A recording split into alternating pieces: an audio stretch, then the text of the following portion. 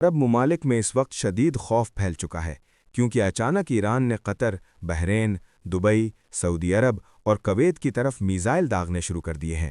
حالانکہ ایران کی اصل کشمکش اسرائیل اور امریکہ سے تھی۔ رپورٹس کے مطابق اسرائیل نے ایران پر حملہ کیا جس میں آیت اللہ خامنئی کے بیٹے اور بہو جاں بحق ہو گئے۔ ایرانی میڈیا نے دعویٰ کیا ہے کہ آیت اللہ خامنئی بھی اس حملے میں شہید ہو گئے ہیں۔ اس کے بعد 40 دن کے سوگ کا اعلان کیا گیا اور یہ کہا گیا کہ اس کا بدلہ لیا جائے گا۔ سوال یہ ہے کہ امریکہ اور اسرائیل ایسا کیوں کریں گے؟ اب بات کرتے ہیں کہ امریکہ اور اسرائیل ایران کی حکومت کو بدلنا کیوں چاہتے ہیں۔ تہران میں زوردار دھماکوں کی اطلاعات سامنے آئیں۔ شہر کے مختلف حصوں میں حملوں کی خبریں گردش کر رہی ہیں۔ یہاں تک کہ ایک اسکول کو بھی نشانہ بنانے کی بات کی جا رہی ہے جہاں درجنوں طالبات کے مارے جانے کا دعویٰ کیا گیا۔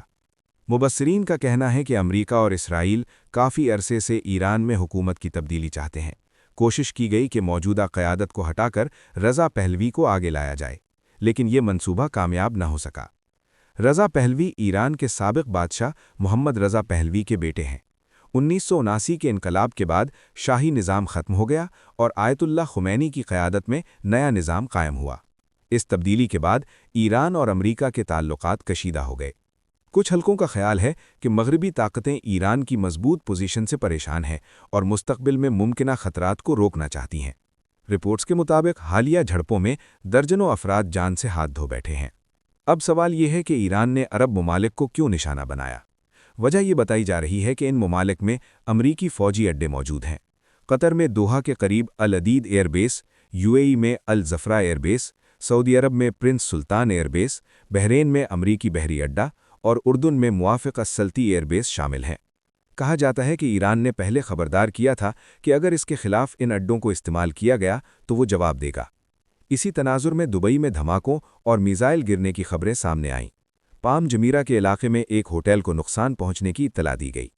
دبئی ایئرپورٹ پر پروازیں متاثر ہونے کی خبریں بھی گردش کرتی رہیں۔ ابو ظہبی، بحرین، کویت اور قطر کے حوالے سے بھی حملوں اور دفاعی نظام کے ذریعے میزائل روکنے کی اطلاعات سامنے آئیں۔ تل ابیب اور ریاض کا نام بھی ان شہروں میں لیا جا رہا ہے جہاں کشیدگی بڑھی۔ ایران مشرق وسطیٰ کا ایک اہم ملک ہے۔ اس کی سرحدیں عراق، ترکی، آذربائیجان، آرمینیا، افغانستان اور پاکستان سے ملتی ہیں، اسی لیے اس کی جغرافیائی اہمیت بہت زیادہ ہے۔ یہ ملک خلیج فارس کے ساحل پر واقع ہے اور کیسپین سمندر تک رسائی رکھتا ہے۔ ایران کی تہذیب قدیم ہے اور اسے ماضی میں فارس کہا جاتا تھا۔ اس کی آبادی تقریباً 9 کروڑ سے زائد ہے، جن میں اکثریت شیعہ مسلک سے تعلق رکھتی ہے۔ 1979 کے انقلاب کے بعد ایران میں بادشاہت ختم ہوئی۔ اس سے پہلے محمد رضا پہلوی کی حکومت تھی جو مغرب کے قریب سمجھی جاتی تھی۔